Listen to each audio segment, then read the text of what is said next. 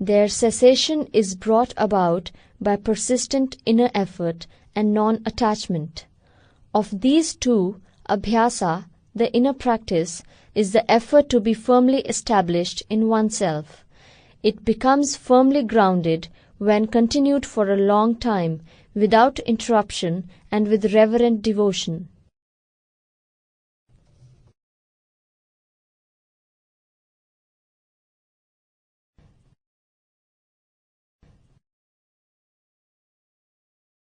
Man is not only his conscious mind. He has also, and 9 times more than the conscious, the unconscious layer of the mind. Not only that, man has the body, the soma, in which this mind exists. The body is absolutely unconscious. Its working is almost non-voluntary. Only the surface of the body is voluntary. The inner sources are non-voluntary. You cannot do anything about them. Your will is not effective.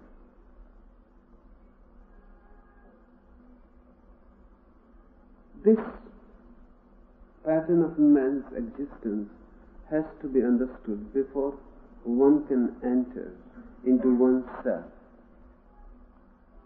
And the understanding should not remain only intellectual. It must go deeper. It must penetrate the unconscious layers. It must reach to the very body itself. Hence the importance of abhyas, constant inner practice. These two words are very significant, abhyas and vairagya. Abhyas means constant inner practice, and vairagya means non-attachment, desirelessness. The coming sutras of Patanjali are concerned with these two most significant concepts. But before we enter the sutras,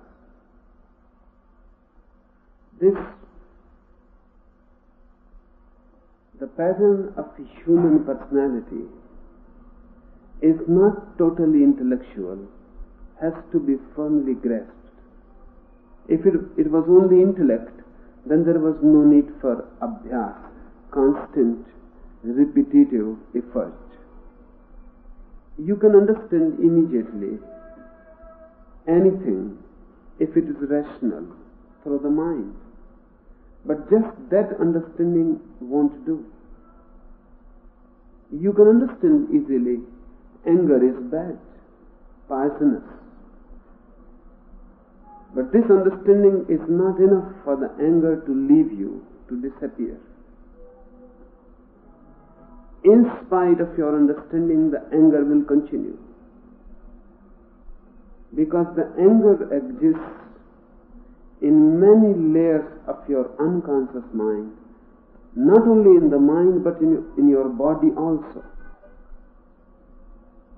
And the body cannot understand just by verbal communication. Only your head can understand, but the body remains unaffected. And unless understanding reaches to the very roots of the body, you cannot be transformed. You will remain the same. Your ideas may go on changing, but your personality will persist. And then a new conflict will arise, and you will be in more turmoil than ever, because now you can see what is wrong, and still you persist doing it. You go on doing it. A self-guilt and condemnation is created. You start hating yourself. You start thinking yourself a sinner. And the more you understand, the more condemnation grows. Because you see how it is difficult, almost impossible to change yourself.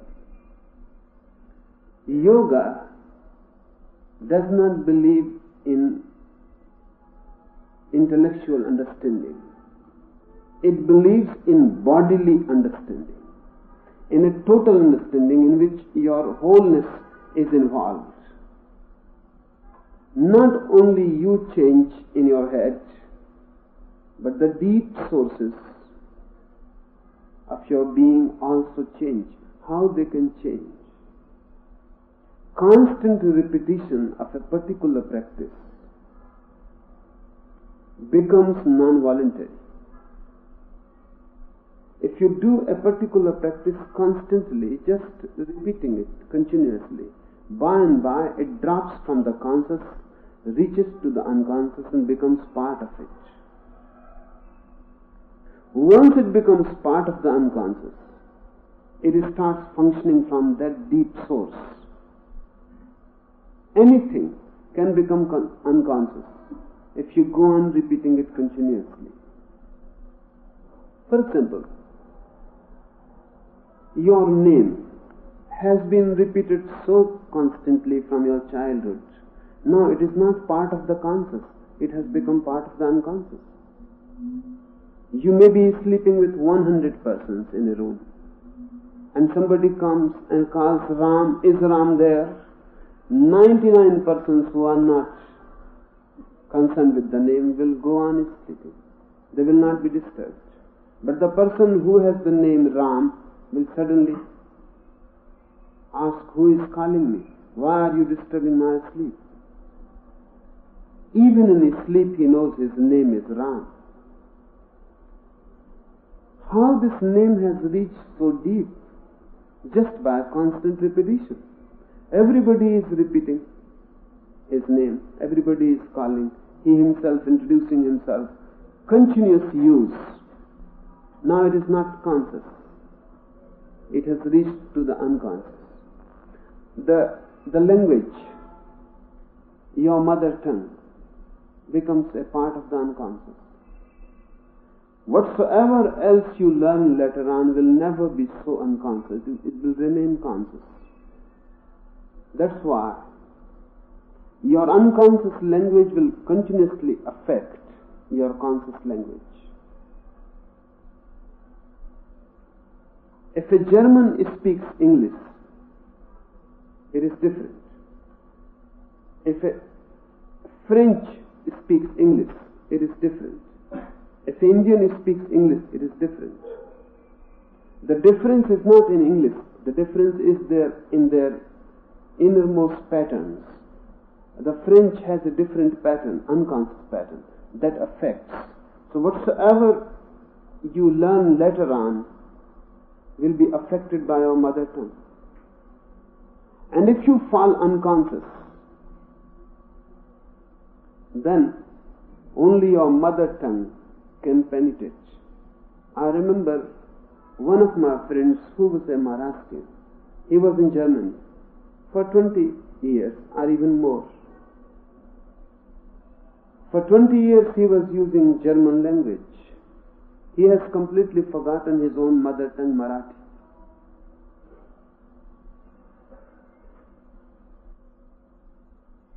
He couldn't read it. He couldn't talk in it. Consciously, the language was completely forgotten because it was not used. Then he was ill. And in that illness, sometimes he will become unconscious. Whenever he will become unconscious, a total different type of personality will evolve. He will start behaving in a different way. In his unconscious, he will utter words from Marathi, not from German. When he was unconscious, then he will utter words which are from Marathi language. And after his unconscious, when he will come back to the conscious, for a few minutes, he will not be able to understand German.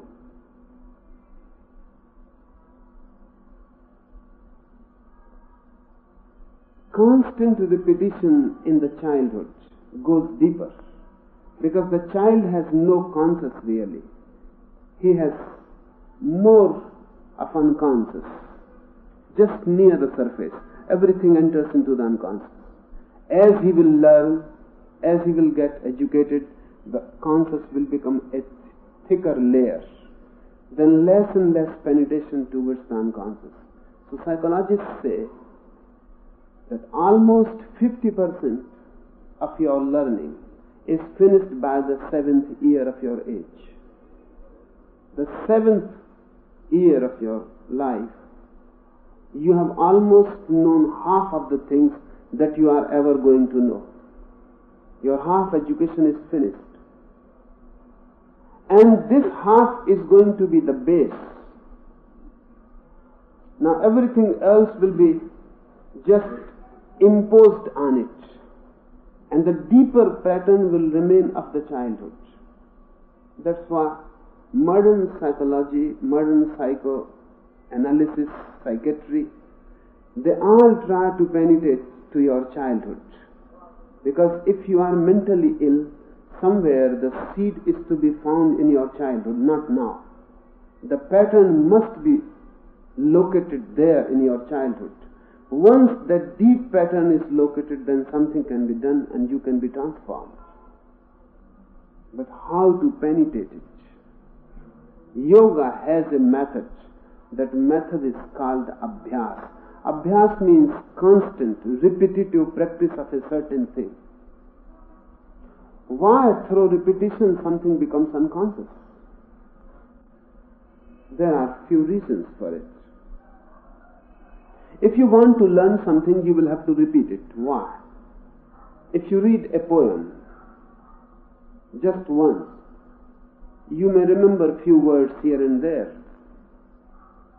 But if you read it twice, thrice, many more times, then you can remember lines, paras. But if you repeat it 100 times, then you can remember it as a whole pattern. If you repeat it even more, then it may continue, persist in your memory for years. You may not be able to forget. What is happening? When you repeat a certain thing, the more you repeat, the more it is engraved on the brain cells. A constant repetition is a constant hammering. Then it is ingrained. It becomes part of your brain cells. And the more it becomes a part of your brain cells, less consciousness is needed. Your consciousness can move. Now it is not needed. So whatsoever you learn deeply, for it you need not be conscious. In the beginning, if you learn driving a car, then it is a conscious effort. That's why it is so much trouble. Because you have to be alert continuously. And there are so many things to be aware: the road, the traffic, the mechanism, the wheel, the accelerator, the brake, and everything. And the rules and regulations of the road, you have to be constantly alert of everything. So you are so much involved in it, it becomes arduous, it becomes a deep effort. But by and by, you will be able to completely forget everything. You will drive. Driving will become unconscious. You need not bring your mind to it. You can go on thinking anything you like. You can be anywhere you like. And the car will move unconsciously. Now your body has learned it.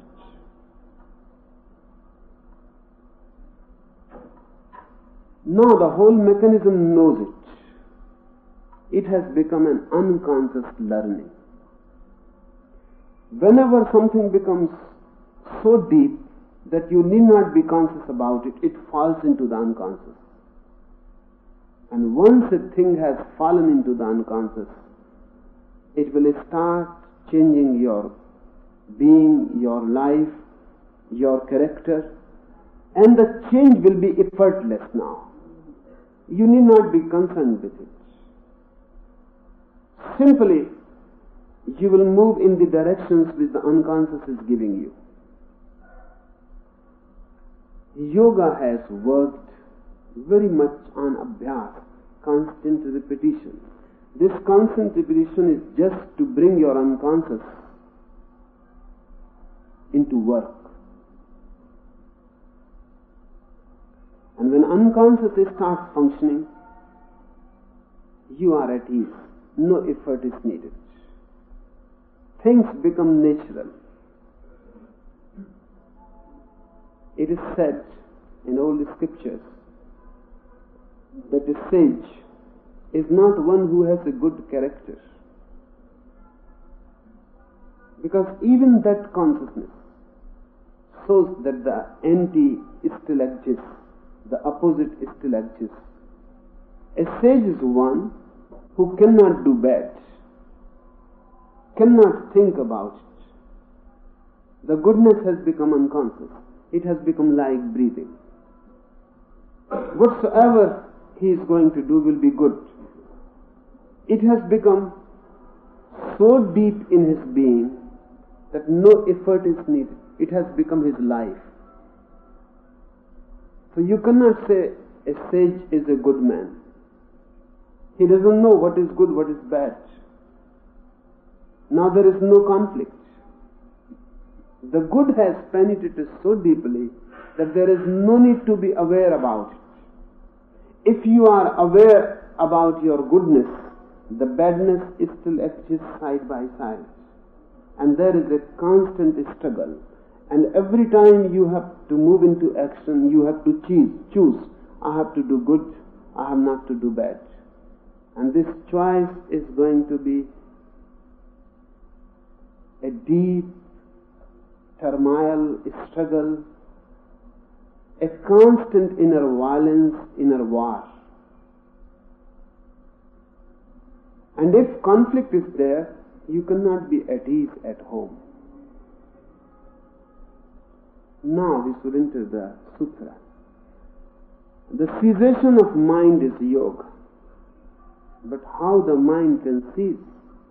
Their cessation is brought about by persistent inner practice and non-attachment.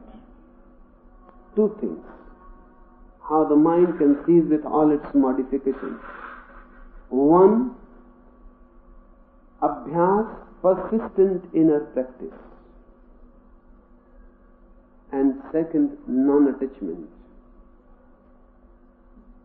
Non-attachment will create the situation, and persistent practice is the technique to be used in that situation.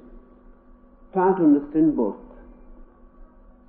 Whatsoever you do because you have certain desires, and those desires can be fulfilled only doing by certain things. Unless those desires are dropped, your activities cannot be dropped. You have some investment in it, in those activities, in those actions. This is one of the dilemma of human character and mind, that you may want to stop certain actions because they lead you in misery. But why you do them? You do them because you have certain desires, and those desires cannot be fulfilled without doing them. So these are two things. One, you have to do certain things. For example, anger. Why you get angry? You get angry only when somewhere, somehow, someone creates a hindrance. You are going to achieve something, and someone creates a hindrance. Your desire is obstructed. You get angry. You can get angry even with things. If you are moving and you are trying to reach somewhere immediately and a chair comes in the way, you get angry with the chair. You try to unlock the door and the key is not working. You become angry with the door. It is absurd, because to be angry with a thing is nonsense. Anything that creates any type of obstruction creates anger. You have a desire to reach, to do, to achieve something. Whosoever comes in between your desires appears to be your enemy. You want to destroy him. This is what anger means. You want to destroy the obstacles. But anger leads in misery. Anger becomes an illness. So you want not to be angry. But how you can drop anger if you have desires, goals? If you have desires and goals, then anger is bound to be there. Because life is complex. You are not alone here on this earth. Millions of people is striving for their own desires. They crisscross each other. They come into each other's path. If you have desires, then anger is bound to be there. Frustration is bound to be there. Violence is bound to be there. And whosoever comes in your path, your mind will think to destroy. This attitude to destroy the obstacle is anger. But anger creates misery. So you want not to be angry. But just wanting not to be angry will not be of much help. Because anger is part of a greater pattern, of a mind which desires, a mind which has goals, a mind which wants to reach somewhere. You cannot drop anger. So the first thing is not to desire. Then the half of the possibility of anger is dropped. The base is dropped. But then too it is not necessary that anger should disappear. Because you have been angry for millions of years. It has become a deep-rooted habit. You may drop desires, but anger will still persist. It will not be so forceful, but it will persist because it is now a habit. It has become unconscious habit. For many, many lives you have been carrying it. It has become your heredity. It is in your cells. The body has taken it. It is now chemical and physiological. Just by dropping your desires, your body is not going to change its pattern. The pattern is very old. You will have to change this pattern also. For that change, repetitive practice will be needed. Just to change the inner mechanism, repetitive practice will be needed. A reconditioning of the whole body-mind pattern. But this is possible only if you have dropped desiring. Look at from some another point of view. One man came to me and he said, I don't want to be sad, but I am always sad and depressed. Sometimes I cannot even feel what is the reason why I am sad, but I am sad. No visible cause. Nothing that I can pinpoint that this is the reason. It seems it has become just my style to be sad. And I don't remember, he said, that I was ever happy. And I don't want to be sad. It is a dead burden. I am the unhappiest person. So, how I can drop? So I asked him, have you got any investment also in your sadness? He said, why I should have any investment? but he had. I knew the person well. I knew the person for many years. But he was not aware that there is some wasted interest in it. So he wants to drop sadness, but he is not aware why the sadness is there. He has been maintaining it for some other reasons which he cannot connect. He needs love. But to be loving,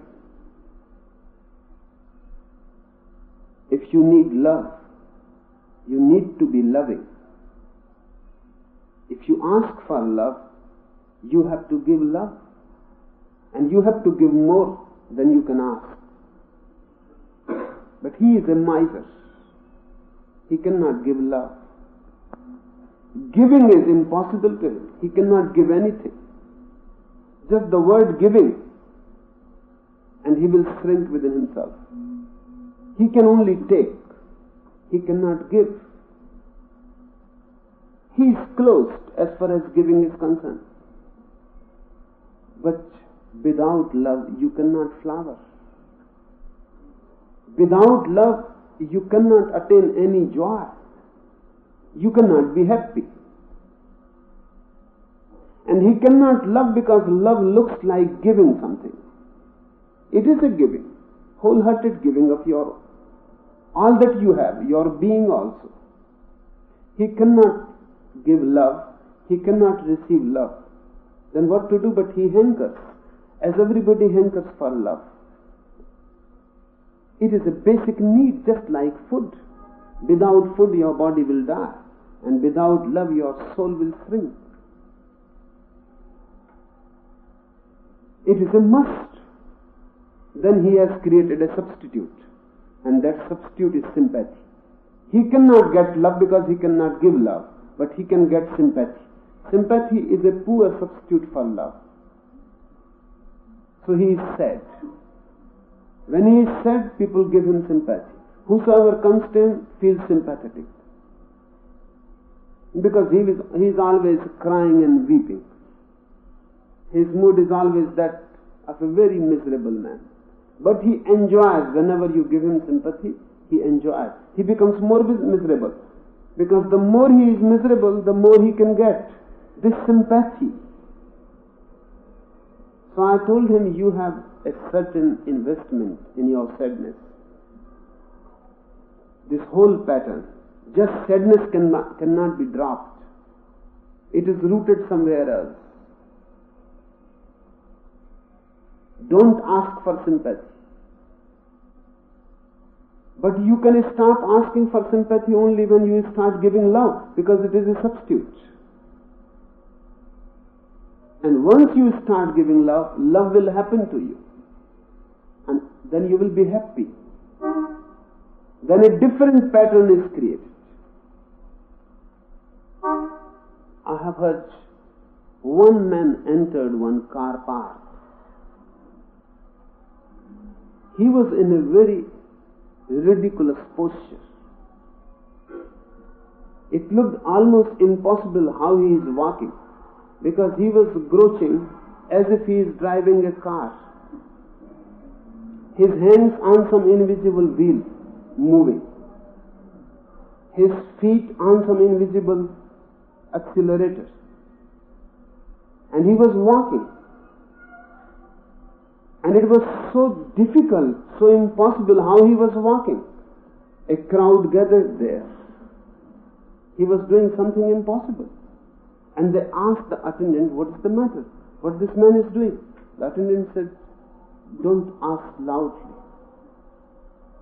This man, in his past, loved cars. He was one of the best of drivers. He has even won a national prize in car races. But now, due to some mental deficiency, he has been debarred. He is not allowed to drive a car, but just the old hobby. So the crowd said, but if you know, then why don't you say that you don't have a car? What are you doing here? The man said, that's why I said, don't say so loudly. That I cannot do. Because 1 rupee per day he gives me to wash the car. That I cannot do. I cannot say that you have no car. He is going to park the car, then I will wash.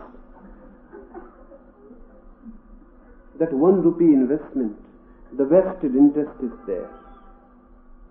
You have many vested interests in your misery also, in your anguish also, in your illness also. And then you go on saying that we don't want to be angry, we don't want to be this and that. But unless you come to know that how all these things have happened to you, unless you see the whole pattern, nothing can be changed. The deepest pattern of the mind is desire. You are whatsoever you are because you have certain desires, a group of desires.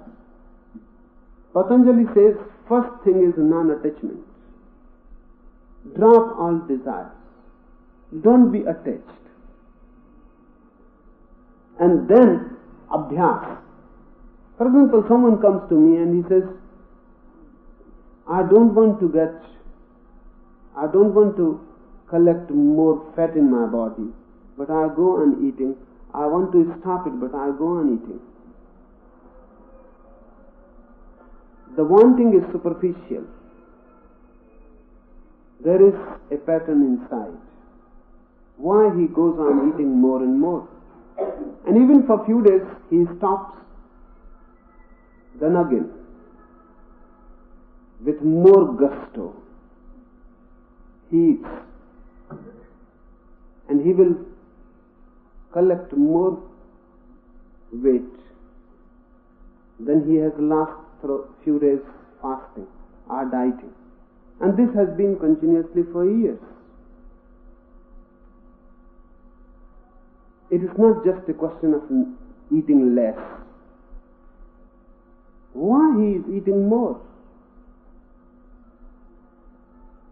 Body doesn't need. Then somewhere in the mind, food has become a substitute for something. He may be afraid of death. People who are afraid of death eat more. Because eating seems to be the base of life.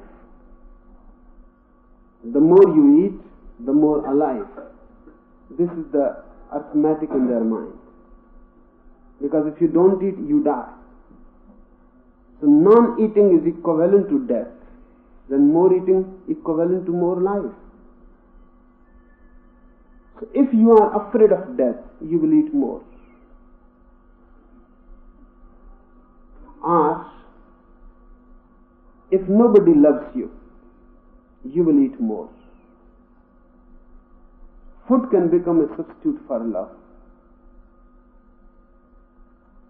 Because the child in the beginning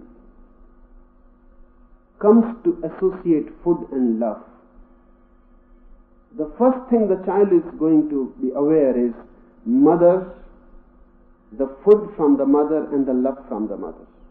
Love and food enter in his consciousness simultaneously. And whenever the mother is loving, she gives more milk. The breast is given happily. Whenever mother is angry, non-loving, she snatches the breast. She is not. Food is taken away whenever mother is non-loving. Food is given whenever she is loving. Love and food become one. In the mind, in the child's mind, they become associated. So whenever the child will get more love, he will reduce his food. Because the love is so much, the food is not needed. Whenever love is not there, he will eat more. Because a balance has to be kept. If there is no love at all, then he will fill his belly. You may be surprised. Whenever two persons are in love, they lose fat.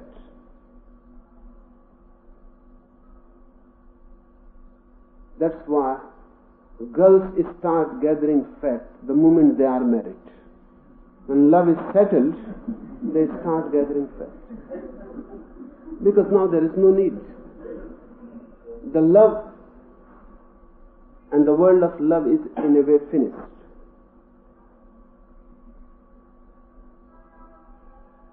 In the countries where divorce has become more prevalent,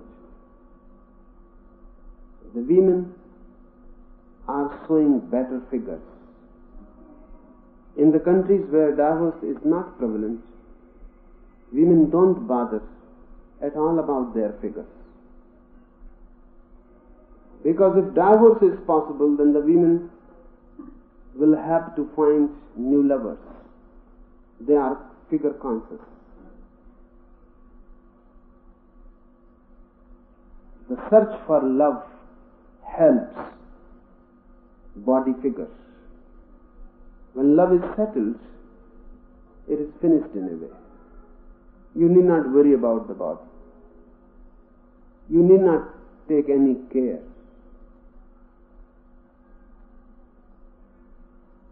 So this person may be afraid of death. Maybe he is not in any deep, intimate love with anyone. And these two are again connected. If you are in deep love, you are not afraid of death. Love is so fulfilling that you don't care what is going to happen in the future. Love itself is the fulfillment. Even if death comes, it can be welcomed. But if you are not in love, then death creates a fear, because you have not even loved yet, and death is approaching near, and death will finish, and there will be no time and no future after it. If there is no love, fear of death will be more. If there is love, less fear of death. If total love, death disappears. These are all connected inside. Even very simple things are deeply rooted in greater patterns.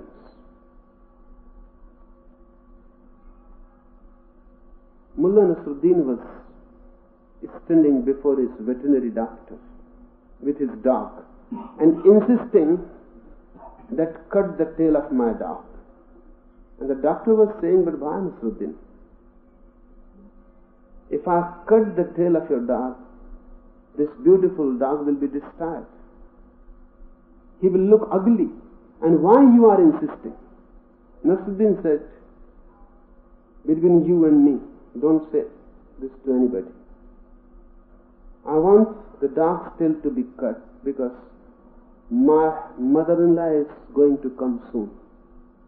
And I don't want any sign of welcome in my house. I have removed everything, only this dog. He can welcome my mother-in-law.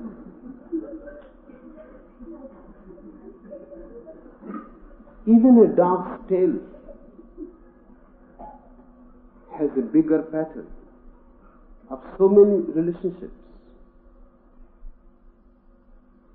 If Nasruddin cannot welcome, even through his dog, his mother-in-law, then he cannot be in love with his wife.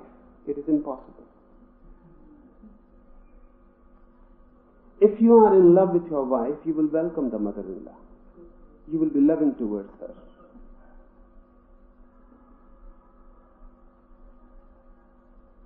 Simple things on the surface are deeply rooted in complex things. And everything is interrelated. So just by changing a thought, nothing is changed. Unless you go to the complex pattern. uncondition it, recondition it, create a new pattern. Only then a new life can arise out of it. So these two things have to be done. Non-attachment. Non-attachment about everything. That doesn't mean that you stop enjoying. That misunderstanding has been there, and yoga has been misinterpreted in many ways. One of this, it seems as if yoga is saying that you die to life, because non-attachment means then you don't desire anything. If you don't desire anything, if you are not attached to anything, if you don't love anything, then you will be just a dead corpse. No, that is not the meaning. Non-attachment means don't be dependent on anything, and don't make your life and happiness dependent on anything. Preference is okay, attachment is not okay. When I say preference is okay, I mean you can prefer, you have to prefer. If many persons are there, you have to love someone, you have to choose someone. You have to be friendly with someone, prefer someone, but don't get attached. What is the difference? If you get attached, then it becomes an obsession. If the person is not there, you are unhappy. If you miss the person, you are in misery. And attachment is such a disease. If the person is not there, you are in misery, and if the person is there, you are indifferent. Then it's okay. It is taken for granted. If the person is there, it is okay. Not more than that. If the person is not there, then you are in misery. This is attachment. Preference is just the reverse. If the person is not there, you are okay. If the person is there, you feel happy, thankful. If the person is there, you don't take it for granted. You are happy. You enjoy it. You celebrate it. But if the person is not there, you are okay. You don't demand. You are not obsessed. You can also be alone and happy. You would have preferred that the person was there, but this is not an obsession. Preference is good. Attachment is disease. And the man who lives with preference lives life in deep happiness. You cannot make him miserable. You can only make him happy, more happier. But you cannot make him miserable. And a person who lives with attachment, you cannot make him happy. You can make him only more miserable. And you know this. You know this well. If your friend is there, you don't enjoy much. If the friend is not there, you miss much. Just a girl came a few days before to me. She had seen me 2 months before also with her boyfriend, and they were constantly fighting with each other, and the fight has become just an illness. So I told them to be separate for a few weeks. They said it is impossible to live together. So I sent them away separately. Now the girl was here on the Christmas Eve, and she said, these 2 months, I have missed my boyfriend so much.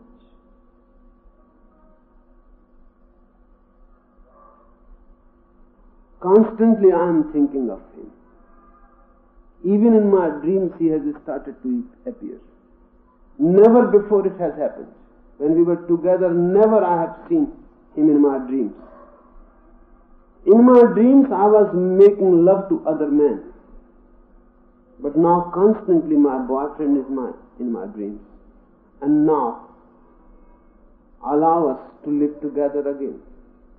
So I told her, it is okay with me, you can live together again, but just remember this, that you were living together just 2 months before, and you were never happy. Attachment is a disease. When you are together, you are not happy. If you have riches, you are not happy. You will be miserable if you are poor. If you are healthy, you never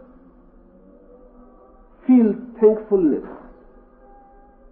If you are healthy, you never feel grateful to existence. But if you are ill,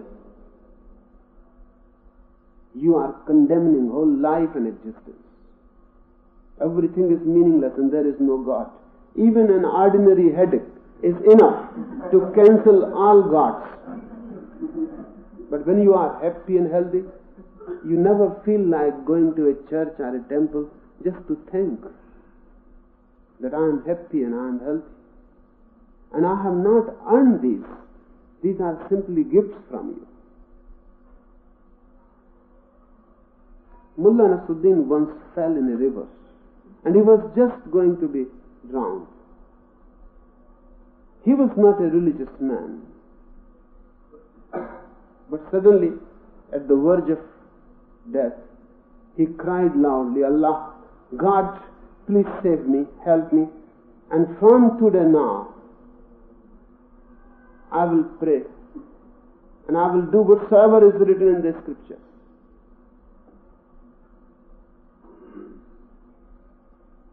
When he was saying this, God, help me, he caught hold of a branch overhanging on the river.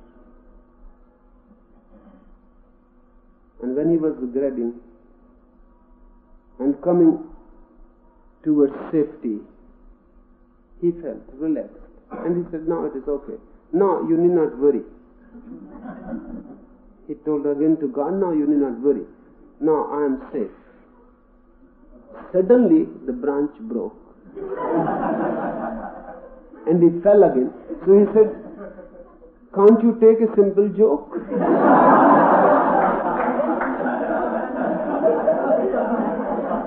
But this is how our mind is moving.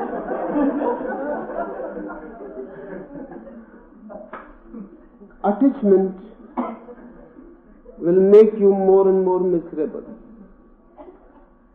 Preference will make you more and more happier. Patanjali is against attachment, not against preference. Everybody has to prefer. You may like one food, you may not like another. But this is just a preference. If the food of your liking is not available, then you will choose the second food. And you will be happy because you know the first is not available. And whatsoever is available had to be enjoyed. You will not cry and weep. You will accept life as it happens to you.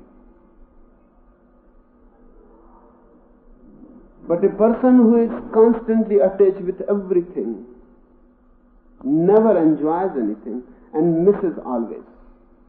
The whole life becomes a continuous misery. If you are not attached, you are free, you have much energy. You are not dependent on anything. You are independent.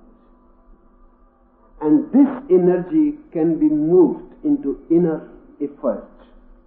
It can become a practice. It can become abhyas. What is abhyas?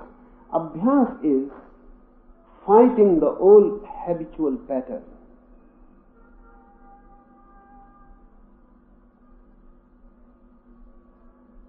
Every religion has developed many practices, but the base is this sutra Patanjali.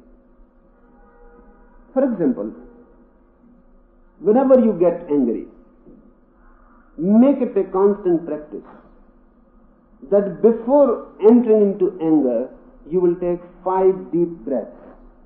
A simple practice. Apparently not related to anger at all. And somebody can even laugh how it is going to help. But it is going to help.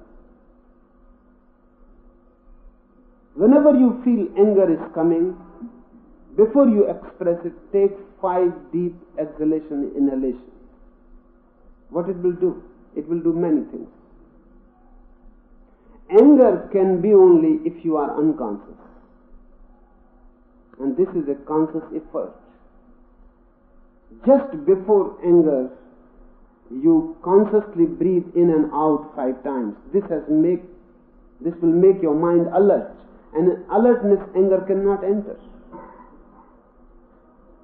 This will not only make your mind alert, it will make your body also alert, because more oxygen in the body is more alert.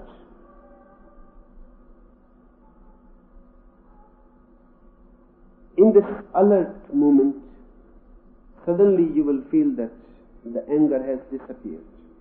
Secondly, your mind can be only one-pointed. Mind cannot think of 2 things simultaneously. It is impossible for the mind. It can change from one to another very swiftly, but it cannot have 2 points together in the mind simultaneously. One thing at a time. Mind has a very narrow window, only one thing at a time. So if anger is there, anger is there. If you breathe in and out 5 times, suddenly the mind is with breathing. It has diverted. Now it is moving in a different direction. And even if you move again to anger, you cannot be the same again, because the movement has been lost. Gurdjieff says that when my father was dying, he told me to remember only one thing. Whenever you are angry, wait for 24 hours. And then do whatsoever you like. Even if you want to murder, go and murder. But wait for 24 hours. 24 hours is too much. 24 seconds will do. Just the waiting changes you.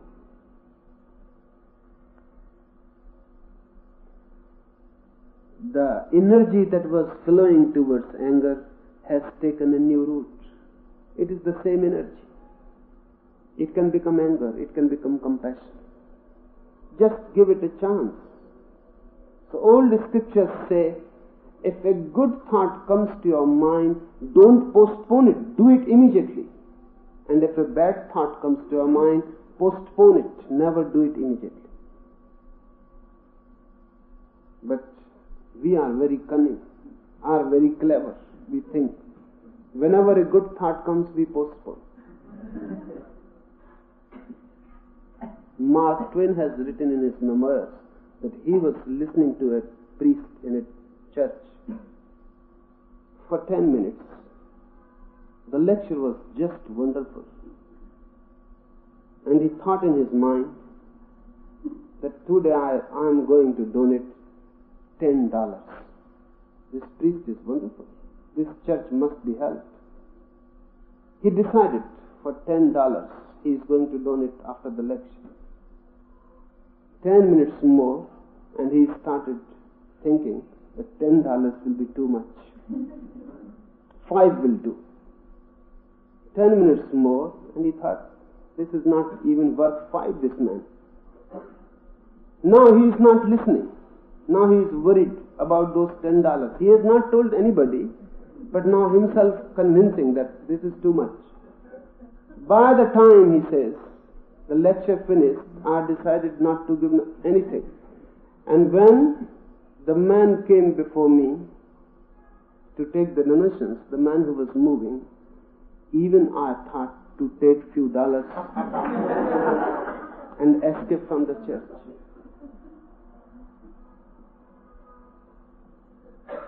Mind is continuously changing. It is never static. It is a flow. If something bad is there, wait a little. You cannot fix the mind. Mind is a flow. You just wait. Just wait a little, and you will not be able to do bad. And some good is there and you want to do it immediately, because mind is changing. And after a few minutes you will not be able to do it. So if it is a loving and kind act, don't postpone it. If it is something violent, destructive, postpone it a little. If anger comes, postpone it even for 5 breaths, and you will not be able to do it. This will become a practice. Every time anger comes, first you breathe 5 times in and out, and then you are free to do. Go on continuously, it becomes a habit. You need not even think. The moment anger enters, immediately your mechanism starts breathing fast, deep. Within years, you will become absolutely impossible to be angry. You will not be able to be angry. Any practice, any conscious effort can change your old patterns. And this is not a work which can be done immediately. It will take time. Because you have created your pattern of habits in many, many lives. Even in one life, you can change it. It is too soon. My sannyasins come to me and they say, when it will happen? And I say, soon. And they say, what do you mean by your soon? Because for years you have been telling, soon. Even in one life it happens, it is soon. Whenever it happens, it has happened before its time. Because you have created this pattern in so many lives, it has to be discharged and recreated. So any time,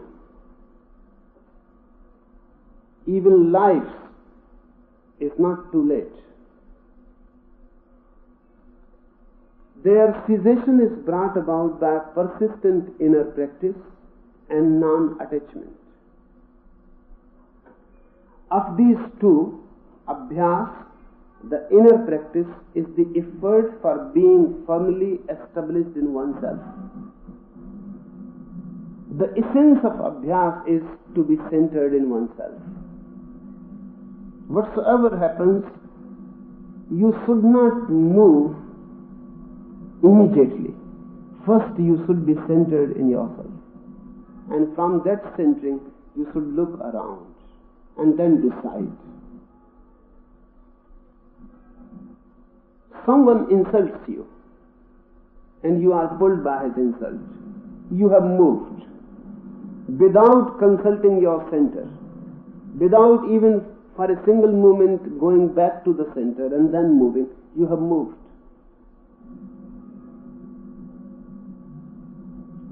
Abhyas means inner practice.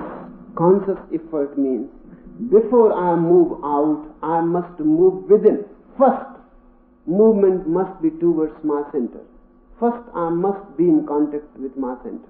There, centered, I will look at the situation and then decide. And this is such a tremendous, such a transforming phenomena. Once you are centered within, the whole thing appears different. The perspective has changed. It may not look like an insult. The man may look just stupid. Or, if you are really centered, you will come to know that he is right. This is not an insult. He has not said anything wrong about it. I have heard that once it happened, I don't know whether it's true or not, but I have heard this anecdote, that one newspaper was continuously writing against Richard Nixon. Continuously.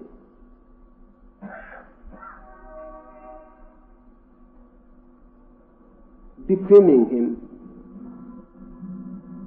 condemning him. So Richard Nixon went to the editor and said, "What are you doing? You are telling lies about me, and you know it well."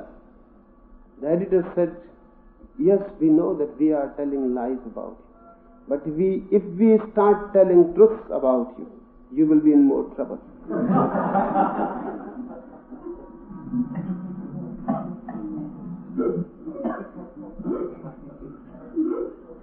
So if someone is saying something about you, he may be lying, but just look again. If he is really true, it may be worse. Or whatsoever he is saying may apply to you. But when you are centered, you can look about yourself also dispassionately. Patanjali says of these two abhyas, the inner practice is the effort for being firmly established in oneself. Before moving into act, any sort of act, move within yourself. First be established there, even for a single moment, and your action will be totally different. It cannot be the same unconscious pattern of old. It will be something new. It will be a live response. Just try it. Whenever you feel that you are going to act or to do something, move first within. Because whatsoever you have been doing up to now, it has become robot-like, mechanical. You go on doing it continuously in a repetitive circle. Just note down a diary for 30 days. From the morning to the evening, 30 days. And you will be able to see the pattern. You are moving like a machine. You are not a man. Your responses are dead. Whatsoever you do is predictable. And if you study your diary penetratingly, you may be able to decipher the pattern. That every Monday you are angry. Every Sunday you feel sexual. Every Saturday you are fighting. Or in the morning you are good. In the afternoon you feel bitter. By the evening you are against the whole world. You may see the pattern, and once you see the pattern, then you can just observe that you are working like a robot. And to be a robot is what is the misery. You have to be conscious, not a mechanical thing. Gurdjieff used to say that man is machine as he is.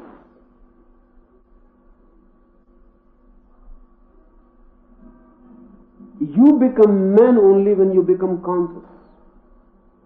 And this constant effort to be established in oneself will make you conscious, will make you non-mechanical, will make you unpredictable, will make you free. Then someone can insult you and you can still laugh. You have never laughed before. Someone can insult you and you can feel love for the man. You have not felt that before. Someone can insult you and you can be thankful towards him. Something new is being born. Now you are creating a conscious being within yourself. But the first thing to do before moving into act, because act means moving outward. moving without, moving towards others, going away from the self. Every act is going away from the self. Before you go away, have a look, have a contact, have a dip in your inner being. First be established. Before every moment, let there be a moment of meditation. This is what abhyas is. Whatsoever you do, before doing it, close your eyes, remain silent, move within, just become dispassionate, non-attached. So you can look as an observer, unprejudiced, as if you are not involved, you are just a witness, and then move.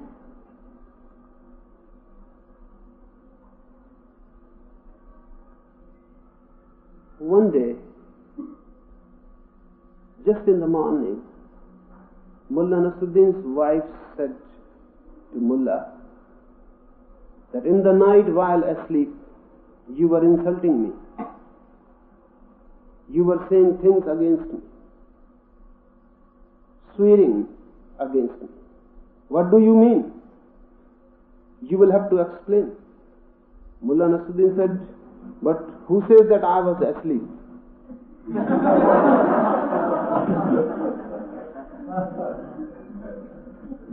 I was not asleep.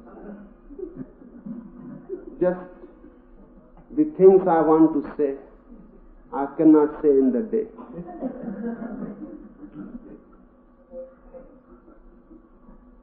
I cannot gather so much courage. In your dreams, in your waking, you are constantly doing things.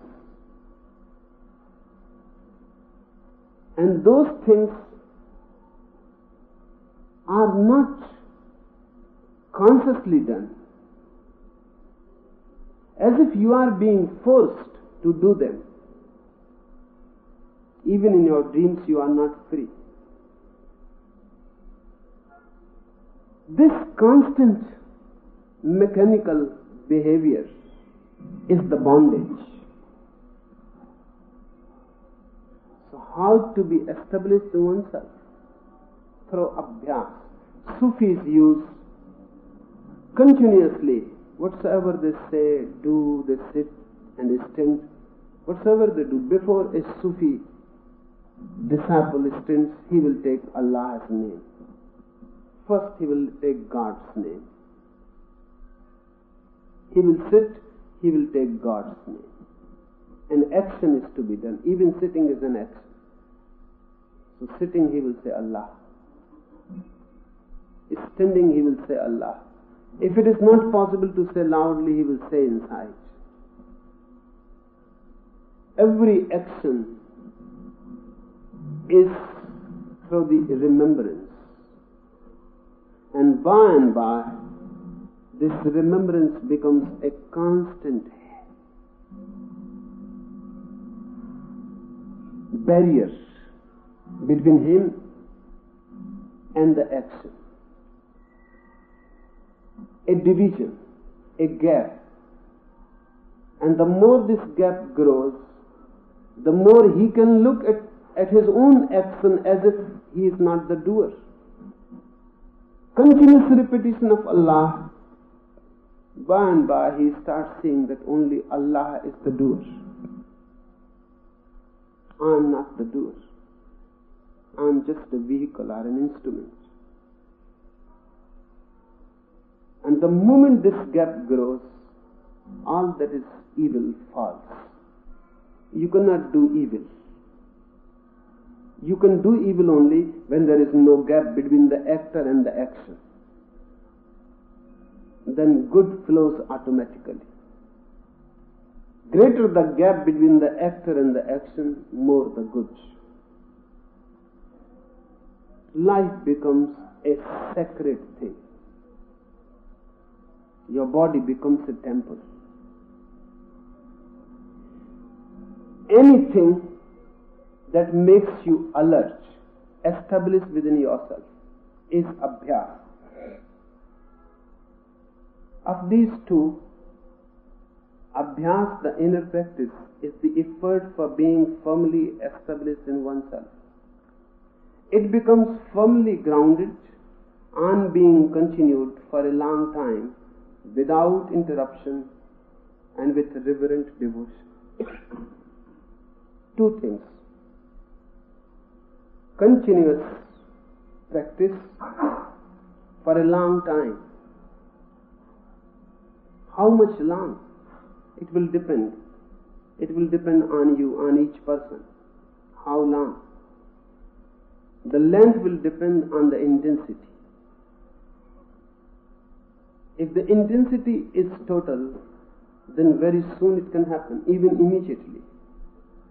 If the intensity is not so deep, then it will take a longer period. I have heard one Sufi mystic, Junaid, was walking, just taking a walk outside his village in the morning. One man came running and asked Junaid that the capital of this kingdom, and I want to reach the capital, how much long I will have to still travel? How much time it will take? Junaid looked at the man and without answering him, again started walking. And the man was also going in the same direction. So the man followed. The man thought, this old man seems to be deaf. So he second time asked more loudly that I want to know how much time it will take for me to reach the capital. But Junaid still continued walking. After walking 2 miles with that man, Junaid said, you will have to walk at least 10 hours. The man said, but you could have said that before. Junaid said, how I can say it? I must first know your speed. It depends on your speed. So for these 2 miles I was watching. What is your speed? Only then I can answer. It depends on your intensity, your speed. The first thing is continued practice for a long time without interruption. And this has to be remembered. If you interrupt, if you do for some days and then leave for some days, the whole effort is lost. And when you start again, it is again a beginning. If you are meditating and then you say, for a few days there is no problem, you feel lazy, sleepy in the morning, you say, we can postpone, I can do it tomorrow. Even one day missed, you have undone the work of many days. Because you are not doing meditation today, but you will be doing many other things. Those many other things belong to your old pattern. So a layer is created. Your yesterday and your tomorrow is cut off. The today has become a layer, a different layer. The continuity is lost. And when tomorrow you start again, it is again a beginning. I see many persons starting, stopping, again starting. The work that can be done within months, they take years. So this is to be remembered without interruption. Whatsoever practice you choose, then choose it for your whole life.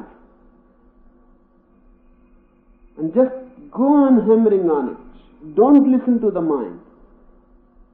Mind will try to persuade you.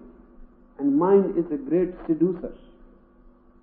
It can give all reasons that today it is a must not to do. Because you are feeling ill, there is headache, you couldn't sleep in the night, you have been so much tired, so just you can rest today. But these are tricks of the mind. Mind wants to follow its old pattern. Why the mind wants to follow its old pattern? Because there is least resistance. It is easier. And everybody wants to follow the easier path, the easier course. It is easy for the mind just to follow the old.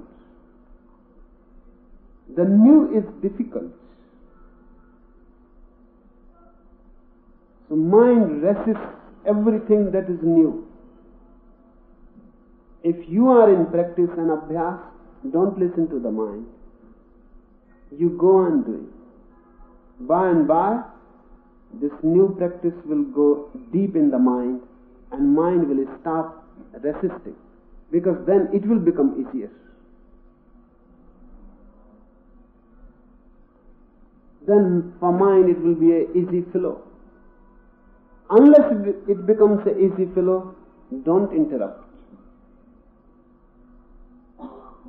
You can undo a long effort by a little laziness.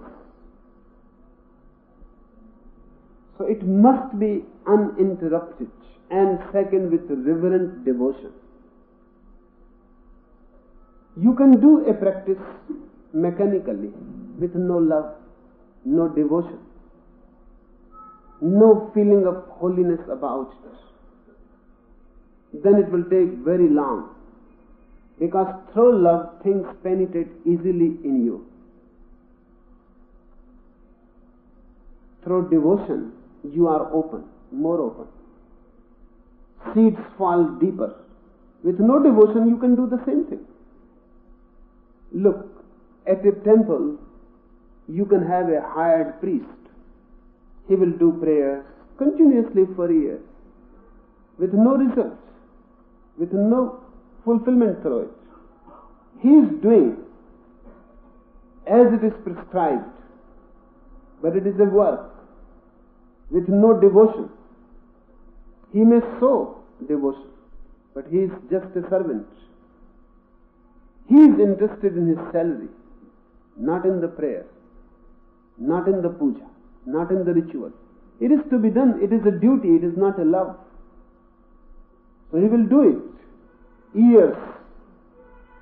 Even for his whole life he will be just a hired priest, a salaried man. In the end he will die as if he has never prayed. He may die in the temple praying, but he will die as if he has never prayed, because there was no devotion. So don't do a abhyas, a practice without devotion, because then you are unnecessarily wasting energy. Much can come out of it if devotion is there. What is the difference? The difference is in duty and love. Duty is something you have to do. You don't enjoy doing it. You have to carry it on somehow. You have to finish it soon. It is just an outward work. If this is the attitude, then how it can penetrate in you? And love is not a duty you enjoy. There is no limit to its enjoyment. There is no hurry to finish it. The longer it is, the better. It is never enough. Always you feel something more, something more. It is always unfinished.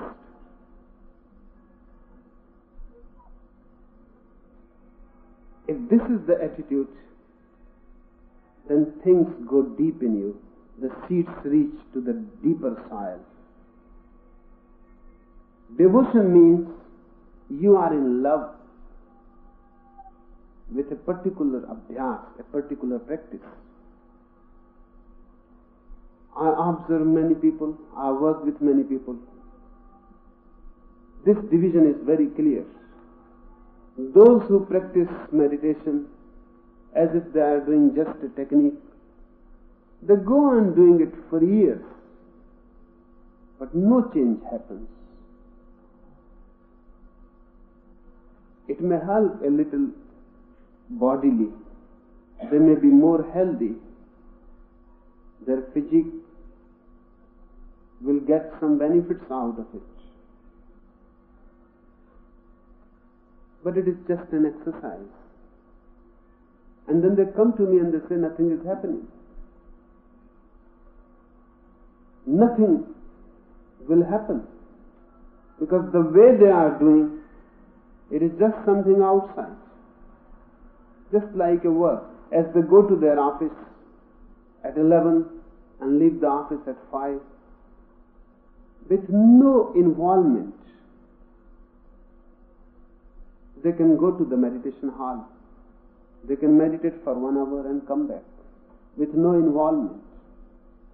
It is not their heart. The other category of people is who do it with love. It is not a question of doing something. It is not quantitative. It is qualitative.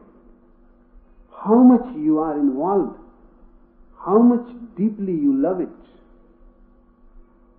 how much you enjoy it, not the goal, not the end, not the result, but the very practice.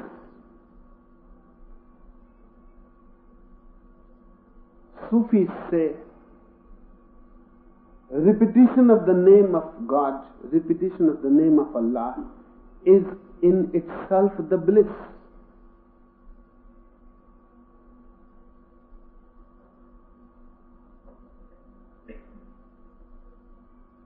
They go on repeating and they enjoy. This becomes their whole life, just the repetition of the name. Nanak says, Naam Smaran, remembering the name is enough. You are eating, you are going to sleep, you are taking your bath, and continuously your heart is filled with the remembrance. Just go on repeating Ram or Allah or whatsoever, but not as a word, as a devotion, as a love. Your whole being feels filled, vibrates with it. It becomes your deeper breath. You cannot live without it. And by it creates an inner harmony, a music. Your whole being starts falling into harmony. Ecstasy is born. A humming sensation, a sweetness surrounds you. By, this sweetness becomes your nature. Then whatsoever you say, it becomes the name of Allah. Then whatsoever you say, it becomes the remembrance of the divine. Any practice without interruption and reverent devotion. For the Western mind, it is very difficult. They can understand practice. They cannot understand reverent devotion.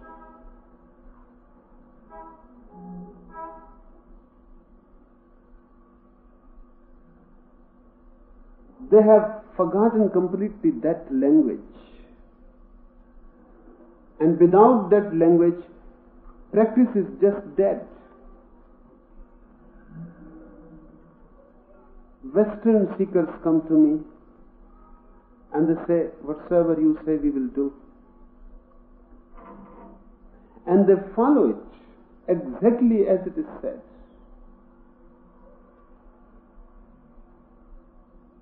But they work on it just as if they are working on any other know-how, a technique. They are not in love with it. They have not become mad They are not lost in it. They remain manipulating. They are the master, and they go on manipulating the technique. Just as any mechanical device, they will manipulate. Just as you can push the button and the fan starts. But there is no need for any reverent devotion for the button or for the fan. And everything in life you do like that. But abhyas cannot be done that way. You have to be so deeply related with your abhyas, your practice, that you become secondary and the practice becomes primary. That you become the shadow and the practice becomes the soul. As if it is not you who is doing the practice, but the practice is going on by itself and you are just a part of it, vibrating with it. Then it may be that no time is needed. With deep devotion, results can follow immediately. In a single moment of devotion, you can undo many lives of past. In a deep moment of devotion, you can become completely free from the past. It is difficult how to explain it, that reverent devotion. There is friendship. There is love.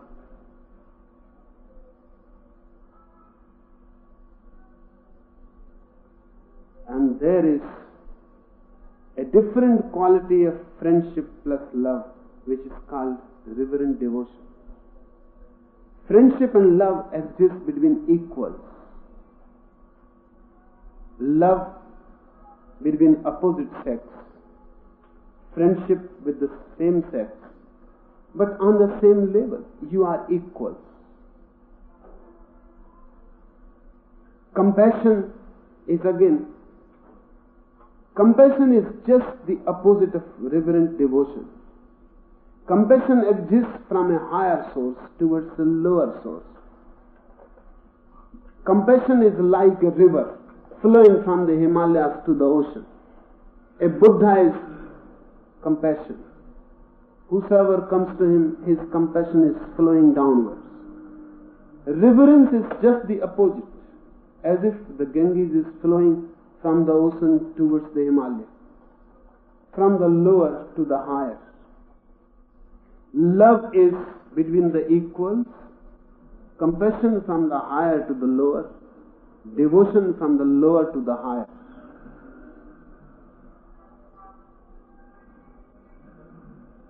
Compassion and devotion both have disappeared. Only friendship has remained. And without compassion and devotion, friendship is hanging just in between, dead, because two poles are missing. And it can exist lively only within those two poles. If you are in devotion, then sooner or later, compassion will start flowing towards you. If you are in devotion, then some higher peak will start flowing towards you. But if you are not in devotion, compassion cannot flow towards you. You are not open to it. All abhyas, all practice is to become the lowest, so the highest can flow in you. To become the lowest, as Jesus says, only those who stand last will become the first in my kingdom of God. Become the lowest, the last. Suddenly, when you are the lowest, you are capable of receiving the highest. And to the lowest depth, only the highest is attracted and pulled. It becomes a magnet. with devotion means you are the lowest. That's why Buddhists choose to be beggars. Sufis have chosen to be beggars. Just the lowest, the beggars. And we have seen that in these beggars the highest has happened. But this is their choice. They have put themselves in the last. They are the last ones. Not in competition with anybody. Just a very light, lowest. When you are low, that's why in the old Sufi sayings it is said, become a slave of God. Just a slave. Repeating His name, constantly thanking Him, constantly feeling gratitude, constantly filled with so many blessings that He has poured upon you. And with this reverence, devotion, uninterrupted abhyas, practice. Patanjali says these two, vairagya and abhyas, they help the mind to cease. And when mind ceases, you are for the first time really that which you are meant to be, that which is your destiny. Enough for today?